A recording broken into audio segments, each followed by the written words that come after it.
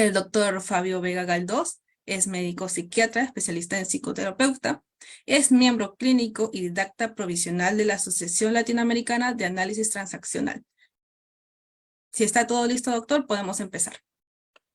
Muchas gracias, Alexandra, y muchas gracias al Departamento de Familia. Felicitaciones por su 44º aniversario y mis sinceros deseos de que tanto el departamento como la institución sean gestionadas de una manera idónea para que el servicio que hacen a la comunidad siempre se mantenga en liderazgo.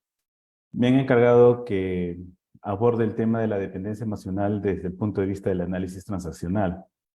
Fiel a la tradición de Verne, en el AT, que son las siglas del análisis transaccional, se utiliza un lenguaje claro, sencillo, directo. Verne planteaba de que es necesario que un niño de 8 años entienda los conceptos para que estos sean potentes e interiorizados.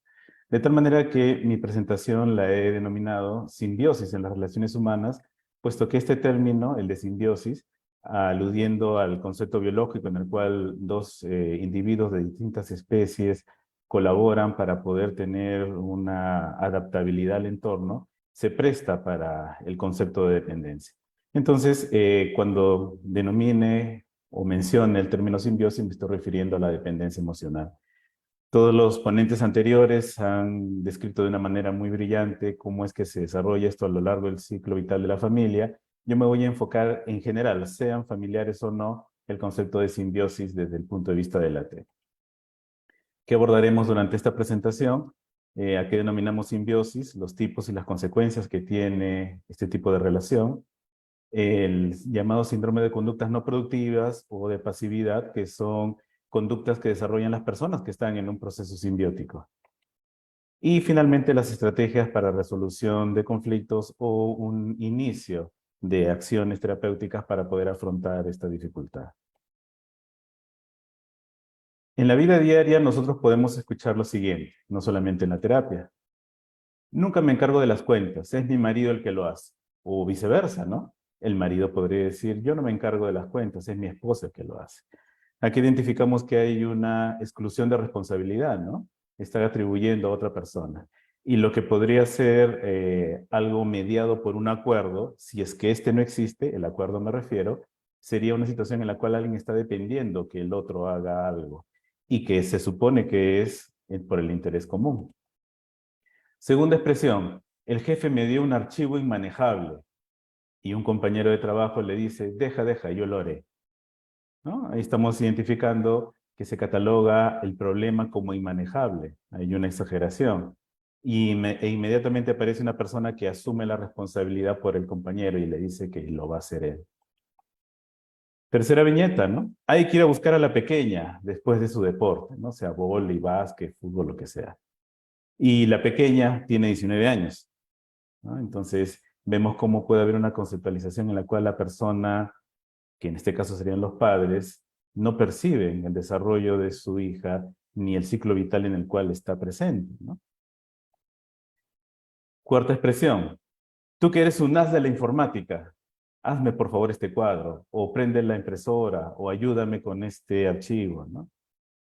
Es decir, se halaga a la otra persona sin haber intentado uno mismo hacer el proceso para que otro se haga cargo de lo que yo necesito. Y como en el caso de la segunda viñeta, probablemente haya alguien que actúe como salvador para poder hacer esta función. Siguiente, una persona que es la madre le dice a su hija cuando la ve limpiar la cocina, deja, eso no se hace así, esa olla no es para el guiso, esa olla es para la sopa, ¿no? O ¿cómo se te ocurre agarrar el sartén para hacer eso si eso se hace en una olla, ¿no? Hay una descalificación de la conducta de la hija, ¿no? Ya no soporto más, no sé qué hacer. Aquí hay una descalificación de mi propia capacidad y hay una exageración de lo que está sucediendo. Finalmente, con los ejemplos podemos decir mi vida nunca será la misma si no estás tú, ¿no? Hay una distorsión en la percepción de cómo es que van a ser las relaciones humanas a partir de que sucede algo que esta persona no espera. Todas estas características y estas expresiones que acabamos de ver tienen en mayor o menor medida un significado dentro de conductas simbióticas. Como se mencionó en la mañana, inclusive ayer en la charla que el doctor Rodríguez hizo en Valdizán en vivo, una sola expresión no hace pues un diagnóstico ni un síndrome, pero ya nos va dando ideas que si esto se hace de manera repetitiva podría estar generando todas las señales de una conducta simbiótica o de dependencia relacional. ¿A qué denominamos simbiosis desde el punto de vista de la T? Simbiosis es la relación entre dos personas, sean familiares o no, que se comportan como si fueran una sola. Esto obviamente de manera metafórica, ¿no? Y en esa simbiosis, en ese comportamiento metafórico como si fuesen una sola persona, una de ellas aporta el pensar y el decidir, como si estuviese la parte operativa de reflexión y los criterios de valor para decidir en una sola, y la otra persona, en el otro lado de la simbiosis, aporta la necesidad de desvalimiento. Es decir, un enganche muy oportuno entre alguien que quiere hacer las cosas por otro y alguien que permite que la hagan por él o por ella. De tal manera que el concepto de simbiosis nos ayuda a entender de ida y vuelta. Para toda persona que es dependiente hay alguien que lo está sobreprotegiendo. Y es importante evaluar la relación en función de estas dos direcciones. Es una relación de dependencia, como hemos dicho, y en esa relación de dependencia los integrantes no se plantean, mientras están en el proceso, mientras no lo reflexionen, la opción de separarse o de cambiar esa manera de interactuar. No consideran la opción de ser personas completas, por decirlo así, en sí mismas. Se han habituado desde etapas muy tempranas de la relación a comportarse de esa manera. Y ahí la diferencia para el cambio, si es que no se entiende que es un proceso de acostumbramiento, es un proceso influenciado por las figuras significativas y por el entorno en el cual las personas hemos tenido que adaptarnos al momento de venir a este mundo. Por supuesto que hay una simbiosis primaria, una dependencia natural que se da entre los padres con los hijos pequeños. Y ya se mencionó en abundancia de que el ser humano al momento de nacer necesita obligatoriamente ser dependiente. Desde el punto de vista de la teoría transaccional, para que un adulto sea autónomo e independiente, necesita primero haber tenido una buena dependencia, es decir, haber sido protegido de manera integral durante sus primeros años. Conforme va avanzando, comienza un proceso de independencia motriz, cognitivo, emocional, social, como lo mencionó la magíster Laura Oso en su ponencia de la mañana, y esto le permite llegar a la adolescencia con esa idea de querer ser independiente y hacer todo sin consultar a nadie. Finalmente, en la etapa adulta, luego de la experiencia, logrará llegar a un concepto que se denomina interdependencia, que es un sinónimo de cooperación, en donde yo entiendo que hay cosas a las cuales necesito pedir ayuda y hay cosas en las cuales son mi responsabilidad y necesito hacerlo por mí mismo o por mí misma. Entonces, en este proceso inicial, la simbiosis primaria o dependencia natural necesita darse de una manera adecuada. Es decir, el padre, la madre, el binomio o quienes hagan sus veces necesitan proteger de manera incondicional al ser humano. No por lo que hace, no porque se comporta, no como luce, sino por solo el hecho de existir.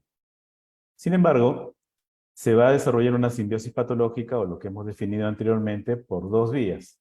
La primera es cuando los padres no facilitan la autonomía, sea porque están viniendo intergeneracionalmente de situaciones de dependencia en la cual no permiten que el niño o la niña se desarrolle, le ponen límites, lo tratan no como si tuviese la capacidad de lograr algo, sino como que si permanentemente le va a pasar algo malo. Cuando está bajando las escaleras no lo dejan solo a pesar de que ya tiene equilibrio, que cuando va a pasar la pista no le sueltan de la mano siendo ya un niño grande o un niño de 10 o 11 años que ya entiende el peligro y reconoce las señales de tránsito, o el poder ir a comprar algo muy cercano a la casa sin que ocurra un gran riesgo evaluado por los padres.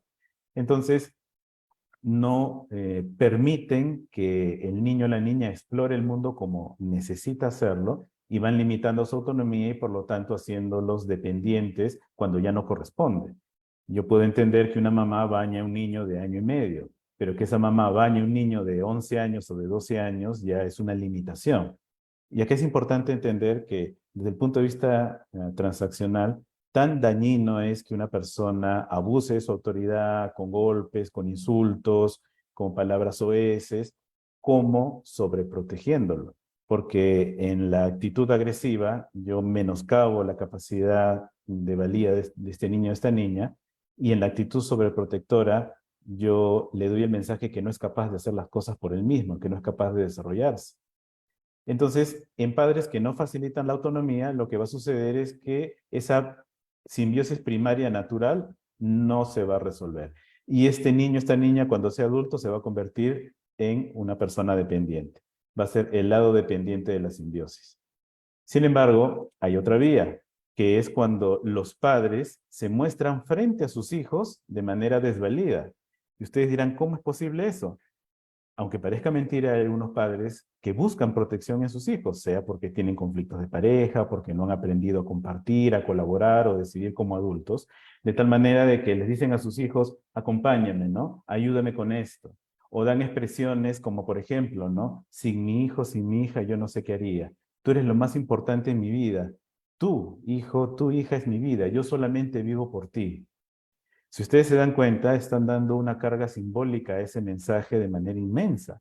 Entonces, el niño o la niña, como no tiene esta capacidad de abstracción y reflexión ni madurez para entender que mamá o papá se sienten mal, que tienen una dificultad emocional, asumen de manera no racional, de manera intuitiva y emocional, que ellos son responsables del bienestar de papá y mamá. O sea, yo tengo que portarme bien para que mamá no se ponga triste.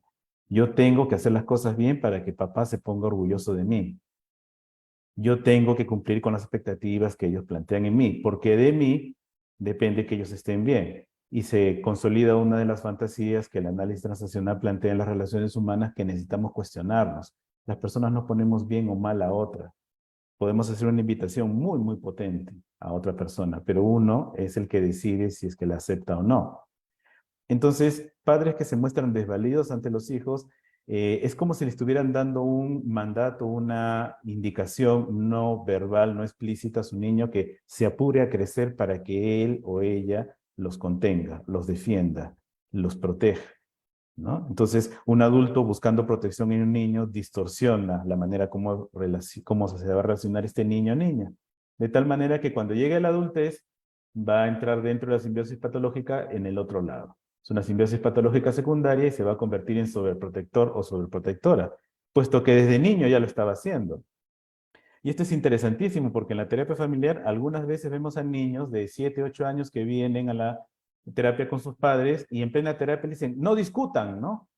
No discutan papá, no discutan mamá, ¿no? Como que si él fuese el coordinador, el árbitro o el supervisor, ¿no? Evidentemente este niño, esta niña está comenzando a entrar en esta fase en la cual se siente responsable del bienestar de la familia, de los padres o incluso de los hermanos menores. Y esto va a consolidar el conocido meme en el cual tenemos dos personas adultas mayores que pueden estar tratando a un adulto joven como si fuese un bebé, de tal manera que el adulto que entró en una simbiosis primaria no resuelta es el lado dependiente de la simbiosis, y los adultos que han tenido que hacerse cargo de sus propios padres aún siendo de niños se convierten ya de adultos en sobreprotectores. Y este proceso es de ida y vuelta. Para todo sobreprotector que busca un dependiente va a encontrarlo, y para todo dependiente se va a sentir cómodo con una figura que decide por él o por ella. ¿Cuáles son los mecanismos internos de la simbiosis? O sea, ¿qué es lo que pasa dentro de nuestra conceptualización del mundo a propósito de lo que hemos vivido? Se denomina que va a haber dos mecanismos internos, dos maneras de enfocar el mundo que van a permitir que yo mantenga esta simbiosis. Uno es la descalificación y el otro es la grandiosidad. ¿Qué significa esto? Que la persona aprende en sus relaciones desde muy pequeño que hay aspectos de la realidad, de la propia persona, de los otros o del contexto. O sea, lo que existe sobre mí mismo, sobre los otros o lo que está pasando, en el cual yo aprendo a ignorar aspectos de la realidad que existen y en otros los exagero. Cuando ignoro, me refiero a la descalificación, y cuando exagero, a la grandiosidad. Veamos a qué se refiere esto.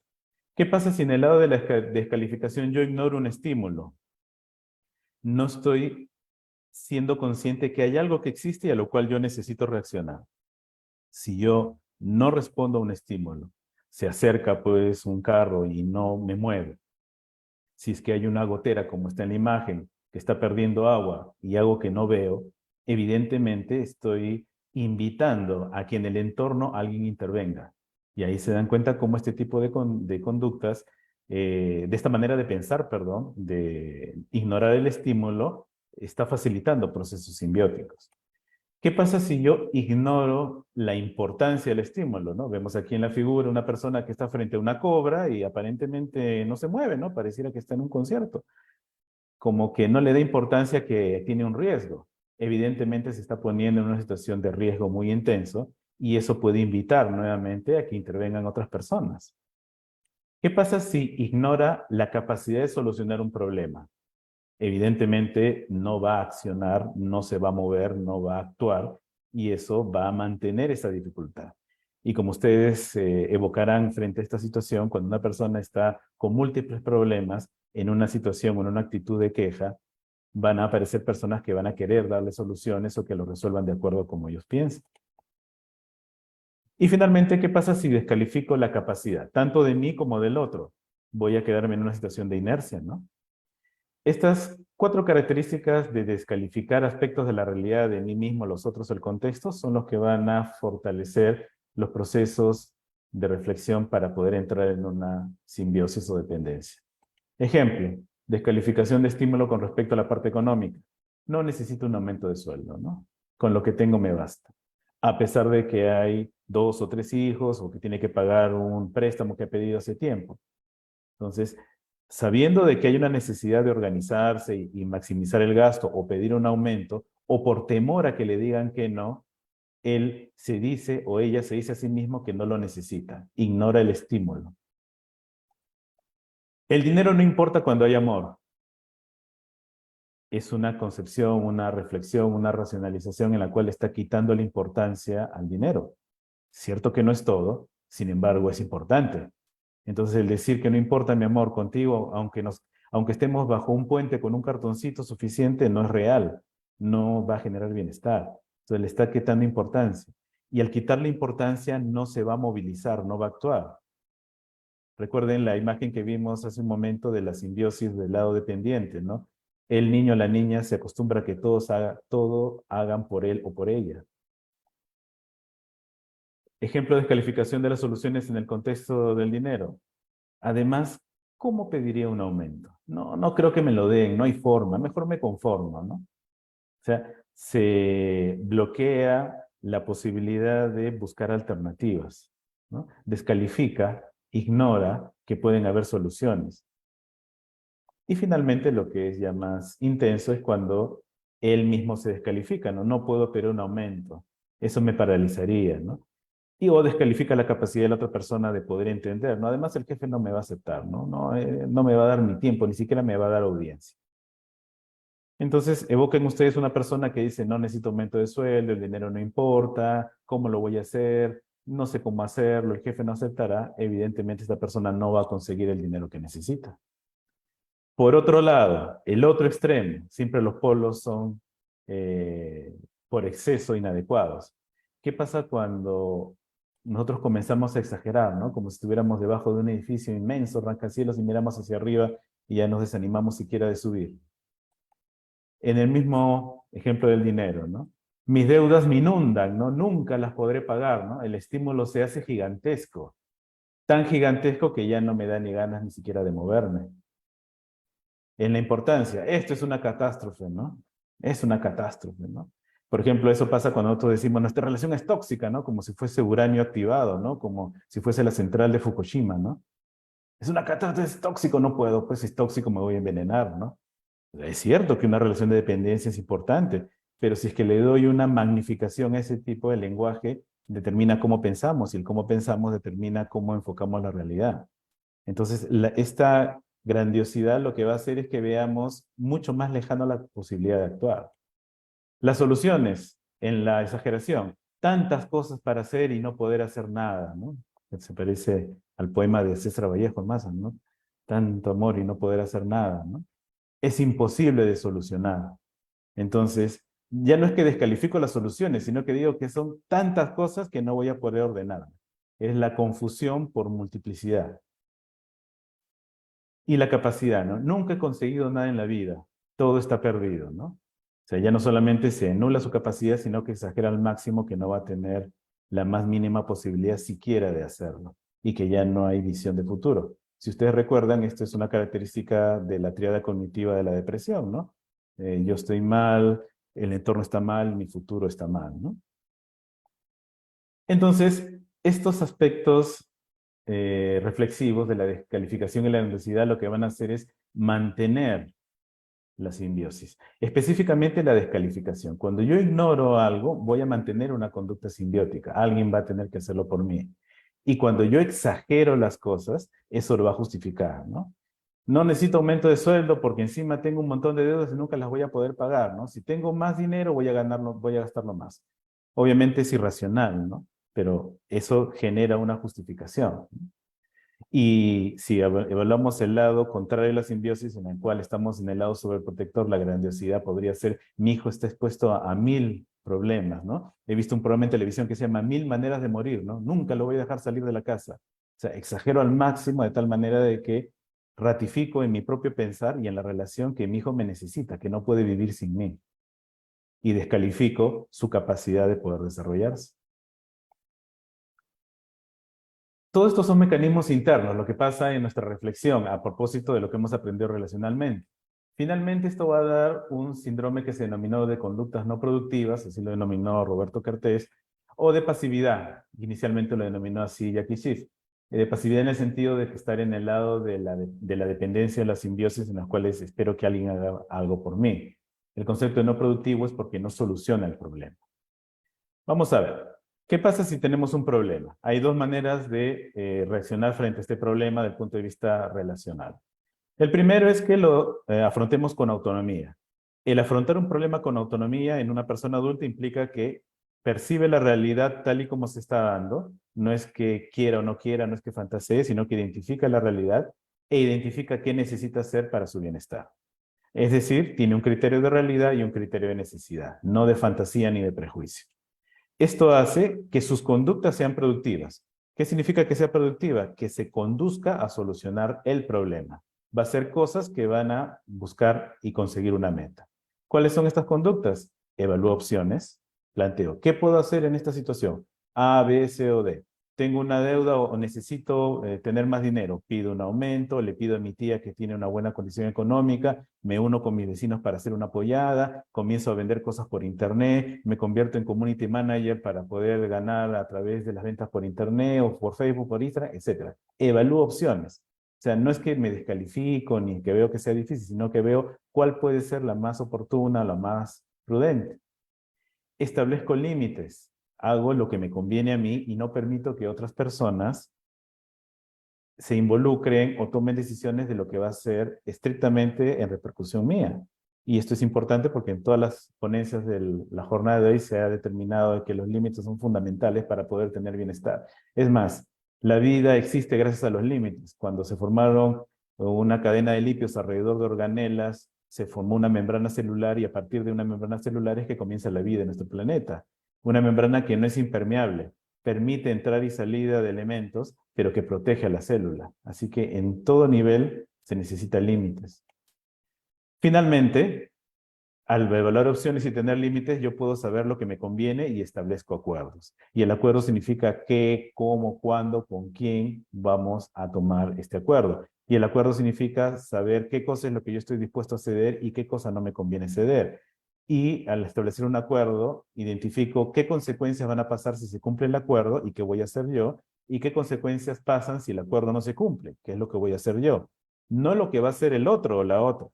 No es que si el jefe tiene buen humor me da el aumento, es que si yo lo pido y no me lo da, ¿qué hago yo? Si lo pido y me lo da, ¿qué cosa es lo que hago yo también? Y finalmente, ser empático, ¿no? La capacidad de empatía me permite entender qué es lo que piensa, siente y cómo se plantea la vida para la otra persona. Y si no estoy de acuerdo, pongo un límite y con eso mantengo mi autonomía y mi bienestar. Si me doy cuenta que es cuestión de establecer un acuerdo, lo hago y con eso podemos seguir en conjunto, sea una relación laboral, académica o personal o incluso familiar. Esto pues se denomina en un sistema OK o de bienestar de conductas y el problema se resuelve. Y recuerden que resolver el problema no necesariamente significa estar completamente feliz. significa que el grado de riesgo que representaba eso ya lo he manejado y tengo opciones para poder manejarlo en una siguiente oportunidad. Por otro lado, ¿qué va a pasar si es que frente a ese problema yo reacciono de una manera simbiótica? Que es lo que estamos comentando ahora. Entonces, los mecanismos internos, en lugar de ver la realidad y la necesidad, lo que hago es una descalificación o grandiosidad, lo que vimos en la lámina anterior. Elimino aspectos de la realidad y lo justifico exagerando. Entonces, voy a tener conductas no productivas. ¿Cuáles van a ser esas conductas no productivas? No me van a ayudar a resolver el problema. Entonces no hago nada, me paralizo. Esa es la manera más eficiente de que alguien haga las cosas por mí, ¿no? No hacer nada. Sobreadaptación. Vamos a ver qué es esperar que otro específicamente lo haga o creer que me adivinan la mente. Entrar en un proceso de agitación, de intranquilidad o incapacidad o franca violencia. Este tipo de conductas no resuelven el problema, son el sistema no ok, invitan a malestar, fortalecen, ratifican la simbiosis e invitan a que otras personas formen parte de esta dependencia. Entonces, los mecanismos internos, eso no se ve, no se observa, está pasando dentro de nuestra manera de pensar. La hemos aprendido a nivel racional, pero es lo que nosotros justificamos en nuestra mente. Y lo que observamos son las conductas de no hacer nada, sobreadaptarme, agitarme, incapacitarme o violencia. Veamos una por una. ¿Qué significa no hacer nada como conducta no productiva? Como la imagen lo dice, está pasando el mundo a mi alrededor y yo me quedo inmóvil, ¿no? No hay respuesta observable al estímulo. Oye, mira, que cambiaron al gerente y han puesto una persona de que en esta empresa no va a hacer nada, ¿no? Mira, es un ingeniero de minas y estamos en una empresa de marketing. Y la persona se queda callada, no se moviliza, no se reúne, no junta a las personas que estén en las áreas de esa compañía minera, ¿no? Ejemplo, si es que es una situación de agresión por un grito. Me gritan, me quedo callado e inmóvil, no hago nada, ¿no? Es una conducta de no hacer nada. ¿Qué es una conducta de sobreadaptación? Conducta no productiva. Es cuando yo espero que otras personas hagan las cosas por mí, adivinen mis necesidades, o yo respondo en función de las necesidades de otros. Por ejemplo, voy a una fiesta y en lugar de ponerme a bailar, comienzo a invitarles los refrescos a la gente, hago la colecta para comprar las bebidas, o comienzo a poner la música, ¿no? O sea, estoy pensando más en las necesidades del otro que en las mismas mías. O estoy molesto, llego a mi casa, quiero que mi esposa me dé un abrazo, me dé un beso, pero se supone pues que me ve cansado, tendría que darme el beso o el abrazo. Y me molesto encima porque no lo hace, ¿no? Yo estoy imaginando que el otro puede adivinar lo que yo siento. Y eso no existe, pues, ¿no? Y si yo pongo atención a las necesidades del otro en lugar de las propias, lo que voy a hacer es terminar renegando. Como efectivamente les habrá pasado ver a esa persona que toda la fiesta está invitando las bebidas y al final no bailó nada y se queda renegando que nadie le agradeció inclusive. En el mismo ejemplo anterior de que le gritan, esta persona que acaba de ser gritada podría pedir disculpas de algo que no ha hecho y mostrarse muy sumiso, ¿no? Ya disculpe, disculpe, disculpe, no lo vuelvo a hacer. O espera que otra persona salga y lo defienda.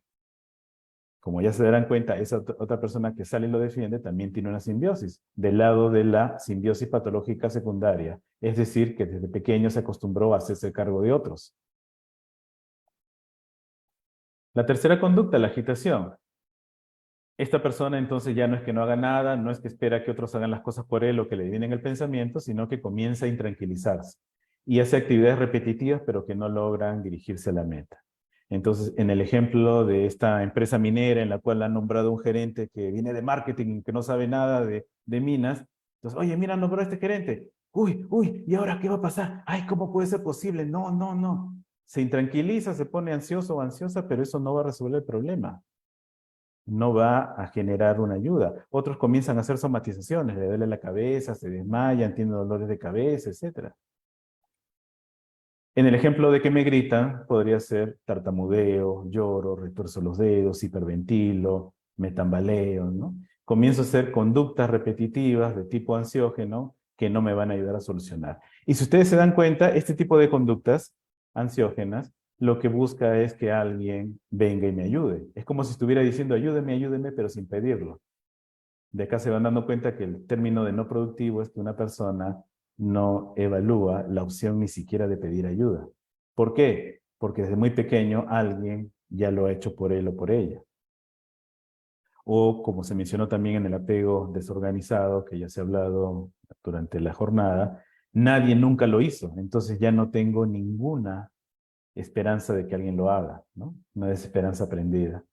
Y finalmente, la incapacidad y violencia puede llegar cuando esta persona no es que no haga nada, no se sobreadapta, no se agita, sino hace una descarga tan intensa de energía que o se desmaya o comienza claramente ya a tener conductas de agresión y se van a los golpes, ¿no? Esto es lo que explicaría por qué en relaciones simbióticas hay conductas de autoagresión o de heteroagresión, porque ya pasó por alguna de las fases anteriores, no ha tenido resultados y termina en este momento intenso de descarga. O sea, no funcionó el no hacer nada, no funcionó el sobreadaptarme, no funcionó el intranquilizarme, entonces me desmayo completamente, me incapacito, la migraña me deja tendido en la cama, tengo una contractura lumbar y no me puedo mover, o directamente estoy insultando o golpeando, ¿no? Ya no solamente es un problema relacional, sino delictivo.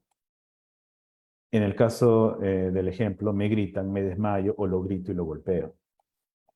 Estas conductas tienen como objetivo establecer, o sea, plantear el inicio, invitar a alguien que se aúna a esta simbiosis o que la perpetúe si es que ya estoy relacionándome de esta manera.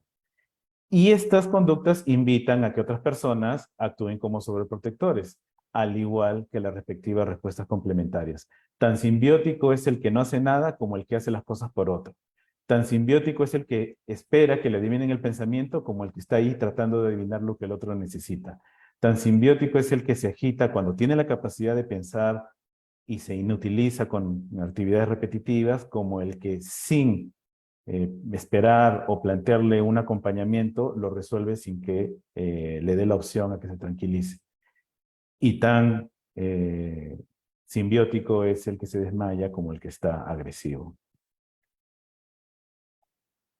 Finalmente vamos a ver algunas estrategias de resolución de simbiosis, ¿no? En una presentación no podemos dar reglas de oro porque no existen para poder afrontar. Sin embargo, acá hay unos ejemplos que Roberto Kertész, el psiquiatra argentino que difundió el análisis transaccional en Latinoamérica y parte de Europa, nos plantea. ¿Qué nos dice Roberto Kertész? En el lado de la simbiosis del lado sobreprotector. ¿Qué ha pasado con esta persona? De niño le han exigido, entre comillas, que se apure a crecer. Es decir, no han estado atentos a sus necesidades emocionales. Están más pendientes de las otras personas. Entonces, ¿qué necesita hacer? Contactar sus emociones genuinas. O sea, que se permita a sí mismo sentir. Se sugiere que le diga, yo siento, ¿no? Que no busque hacer cosas por otro, que no busque resolver problemas, sino se le dice, ¿qué está sintiendo? Entonces, siento miedo que mi hijo se queme. Ya, ¿eso es real? ¿Qué edad tiene su hijo? 35 años. Ajá, tiene la opción él de hacerlo. Confíe en que usted le ha dado la información suficiente. Véalo, ¿no? Plantéele una opción. Entonces, al sentir la emoción, ya no va a estar concentrado o concentrada en la condición o la conducta del otro, sino en lo que está sintiendo. Luego de que identifica qué siento, qué necesito, ¿no? Bueno, yo necesito ver que mi hijo puede hacerlo solo, entonces le digo, ¿no? Yo quiero confiar en ti, quiero ver que lo hagas, ¿no? O con un hijo adolescente, ¿no? Yo tengo miedo que te asalten, tengo miedo de que te agredan física, sexualmente, que te quiten la ropa, tengo temor de que las personas con las cuales están no actúen de manera honesta contigo. Entonces, quiero que tú me demuestres que eres responsable y me des un mensaje cuando te vas a demorar o que me avises para traerte si es que en algún momento necesitas esa ayuda. De tal manera que se va generando una posibilidad de acuerdo. Si la otra persona siguiera dependiente, porque recuerden que esta es una habituación, el que esté en el lado sobreprotector necesita seguir diciendo, con lo que tú me estás diciendo, ahora yo siento tal cosa. Te he dicho, hijo, que tengo miedo que te asalte, pero tú me dices que no pasa nada. Quiero decirte, hijo, quiero decirte, hija, que sigo sintiendo miedo porque no me estás dando una respuesta realista. Es cierto que tú puedes tener la voluntad, pero es cierto que hay riesgos en la noche. Es cierto que hay riesgo que una persona beba mucho. Entonces yo me mantengo en la capacidad de contactar mi emoción y lo que necesito yo, que es lo que este adulto, cuando fue niño, sus padres no protegieron, lo que necesitaba él o ella. Otra opción, si que se le hace difícil a la persona contactar con su emoción al inicio, es reflexionar en no responder, o sea, no actuar, o sea, no estar como un cazador de soluciones frente a personas que están desvalidas, sino observar y decirse a sí mismo o indicar a la otra persona que hará las cosas cuando se le pida o cuando el otro use su capacidad de pensar para pedirlo, ¿no? Entonces una persona está dando vueltas por el ambiente, ¿no? Entonces yo me doy cuenta que está buscando un enchufe para poner su cargador de celular. Pero entonces yo no le digo, aquí está el enchufe, le digo, ¿necesita algo? ¿No? Vean la diferencia, ¿no? No le estoy diciendo qué hacer, estoy preguntando porque quiero ayudar, ¿no? O finalmente, no intervenir para que facilitar que la persona resuelva el problema por sí misma o que lo pida como un adulto, ¿no? No sé dónde está el enchufe, ¿me puede indicar dónde está? Ah, sí, claro, está ahí a la esquina. Y una tercera posibilidad que va relacionada a la anterior es reconocer que la otra persona puede pensar, sentir y actuar por sí misma. Esto es básico para los límites. El concepto de respeto entre las personas significa que haya un límite. Y el límite significa que yo puedo pensar, sentir y actuar como yo considero que es conveniente. Y por lo tanto, otra persona puede sentir, pensar y actuar como él o ella considera. Si yo estoy junto a ti o quiero relacionarme contigo y no me agrada alguno de esos aspectos, pongo el límite. Entonces no intervengo a menos que se me pida la ayuda explícitamente. Esto entonces trae a colación que el sobreprotector o sobreprotectora necesita ver las alternativas, identificar lo que está sintiendo y elegir actuar solo cuando es necesario. Del lado de la sobreprotección, es decir, del dependiente, la persona puede sentirse pues eh, con emociones o con sentimientos que son desagradables para él, puede percibirse confuso, paralizado, ansioso, deprimido. ¿Qué se recomienda? Primero, reconocer y activar su capacidad de pensar. Esta persona por mucho tiempo no lo ha hecho porque alguien lo ha hecho por él o por ella. Entonces, necesitamos ser protectores con él o con ella. Protectores, no sobreprotectores. ¿Cuál es la diferencia, doctor? La sobreprotección es hacer algo por alguien que pueda hacerlo por sí mismo o esté en la capacidad de hacerlo. La protección es hacer algo por alguien que o no tiene la capacidad de hacerlo o claramente no tiene la envergadura o la manera de hacerlo por sí mismo, ¿no? Entonces, que un niño de 6 años vaya a abrir una cuenta en el banco, claramente no es sobreprotección, ¿no? Porque no tiene la capacidad. Si una persona está siendo asaltada, no es que solita se defienda, ¿no? Es una víctima real de un asalto. Entonces, ahí sí necesita la protección de la policía. Pero cuando no estamos en esas situaciones de peligro real, reconocer que yo puedo pensar. Algo que puede ser tan básico, tan claro, hay que reconocerlo en uno mismo, ¿no? Yo puedo pensar, yo puedo ver una alternativa. Y para hacer eso, lo que puedo hacer es hacer una pausa, ¿no? Puedo contar hasta 10, respirar profundamente 3 veces, pararme y echarme agua a la cara, caminar, sacarme los zapatos, cualquier tipo de conducta que me ayude a salir de esa reverberación de que no puedo o de descalificación o grandiosidad, ¿no? Hacer una pausa, respiro profundamente y eso me da la opción de activar mi capacidad de pensar. Me centro de aquí y ahora, no lo que pasó cuando era niña, no cuando me estafaron, no cuando me perdí el carnet universitario, no cuando mi pareja me fue infiel, sino aquí y ahora. ¿Qué me conviene en este momento? Observo el ambiente, escucho los sonidos, percibo las sensaciones de mi cuerpo. En este momento, ¿qué me conviene ahora? Y cuando pienso en eso, veo qué puede pasar si yo hago esto o hago lo otro. Recuerden que el que esté en el lado dependiente usualmente no utiliza su capacidad de pensar, no mide consecuencias porque alguien lo ha hecho por él o por ella. Entonces necesita hacerse responsable. Si yo digo esto, ¿qué puede pasar? Si digo lo otro, ¿qué puede pasar? Y decido hacer y no importa que me equivoque, así podré corregir a la siguiente vez.